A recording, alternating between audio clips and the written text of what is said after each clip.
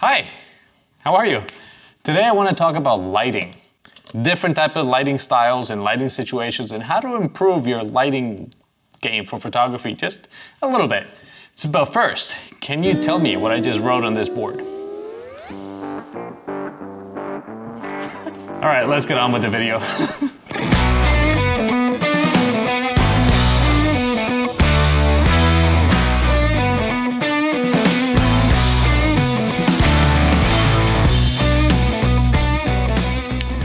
The first one is natural light. This one is awesome. It's almost free. It's pretty much anywhere you look. And I say it's almost free because natural light can be a bit harsh at times. Like right now, the sun is bright, it's blaring. If I didn't have this reflector over here bouncing some light back into my face, I would probably be just a shadow, which I kind of think I am. But you can see as I get closer to the reflector, there is more light on me. It is a good idea to invest in a light modifier, 5-in-1 light modifier. You can see here, it reflects light. When you unzip these things, they have gold on one side, they have white on the other. And then this one is my favorite. This is literally just a light diffuser. You can put it behind your subject, in front of your subject. For 20 or 30 bucks that something like this will cost you, you can get incredible results using natural light. Now, for years, I didn't do this. I would just lift the shadows up in Lightroom. Then I started doing more stock photography. I found that images that I was doing in the garden with harsh shadows were not getting accepted. When I invested $30 in one of these and I would just get these close to whatever I was taking a picture of, the lighting changed completely. Definitely worth the 30 bucks. I've sold hundreds and now thousands of images where I've used this, and I've also done photo shoots for clients where I use something like this, and it literally changed my photography. So natural light is great. What you see is what you get.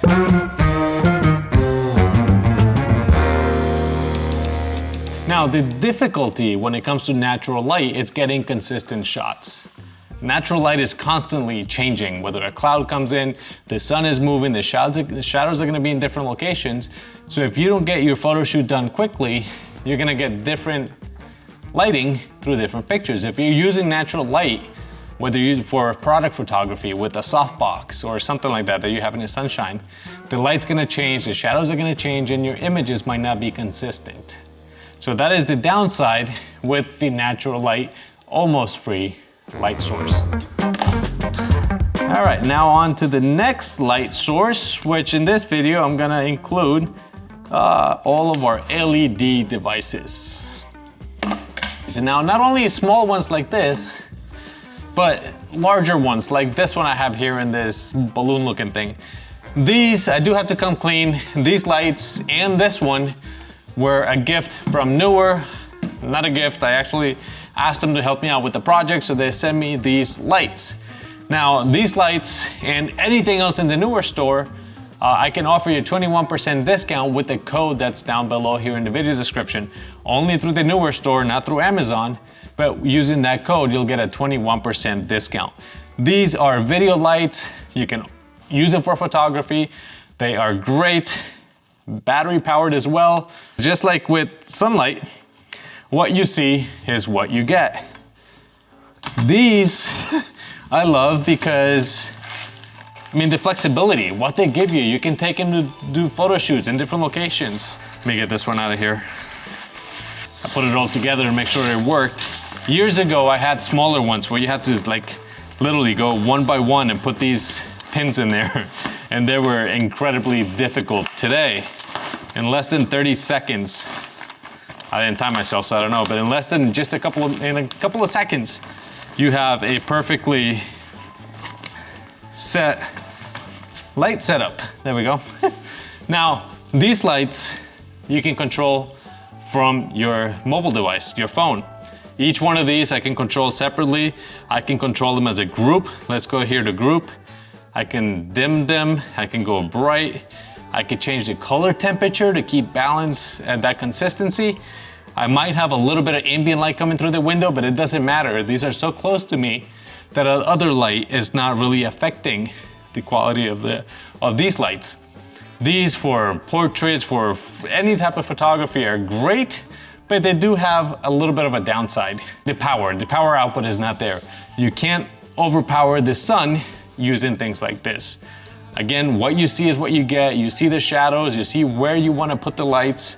When they're operating on battery power, they're not as bright as when they're plugged into the outlet. That's fine. You know, you can't expect batteries to produce the same as your outlet at home. These I love for videos. They're just not bright enough for everyday photography. You will need a tripod if you use bright lights like this. Small ones like this, these are also incredible. These you can use for macro, for objects to light get the catch light in your eye when you're filming. You put this on top of your camera, you'll get the little catch light in your eye that looks great. Let's go back to individual lights. I can change not only the color temperature, make it a little bit greener. Let's go all the way bright, and now let's go with the red. So now I have a red light, we can make it a blue light, we can make it a green light, all from this battery powered device. I mean, you can see it on my face, but let me turn it around. The app works awesome.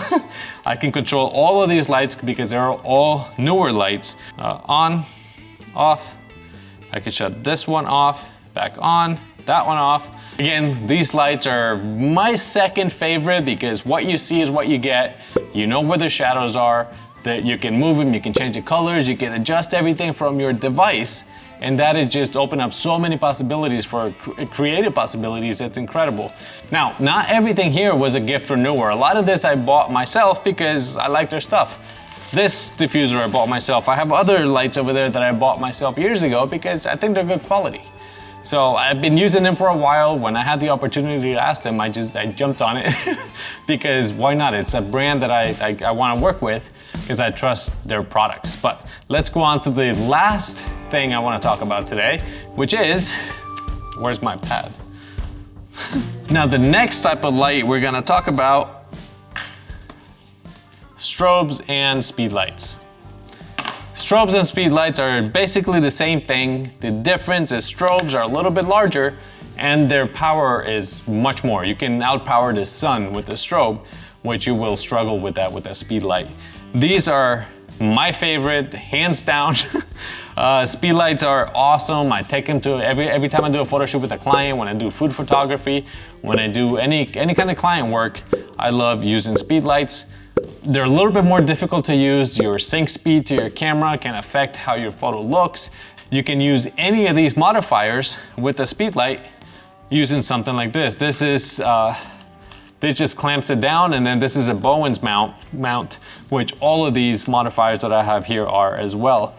Come on, there we go. I could clamp that down there. I put the trigger in here, and then this literally just rotates on the front, and there you have it. Now I have the diffused speed light ready to go. Let me get it out of the way. There are many types of speed lights. Usually when you go down in price, their recycle time is less. What that means is that when you flash once, now you have to wait and wait until it's ready to go again. With faster strobes or faster, better speed lights, you can shoot a few shots in a row. Depending on your power output is going to limit. It's a big learning curve. I can make a whole video on speed lights.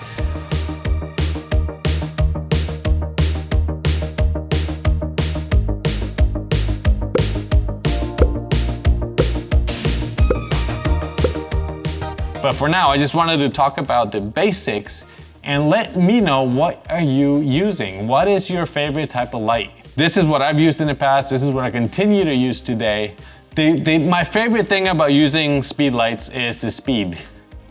Title there.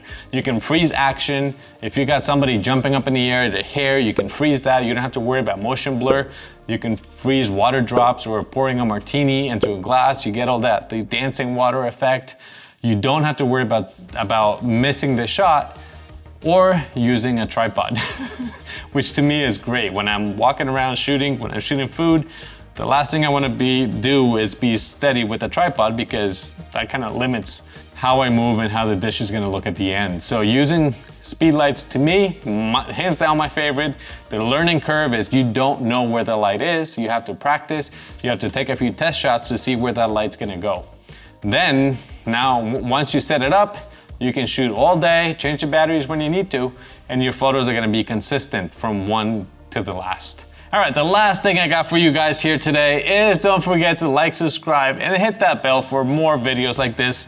Let me know in the comments again what you wanna see, what type of videos you wanna see, and also what your favorite type of light is. Thank you very much for watching, and I'll see you guys in the next video, and I'll look for different and better magic tricks. Bye.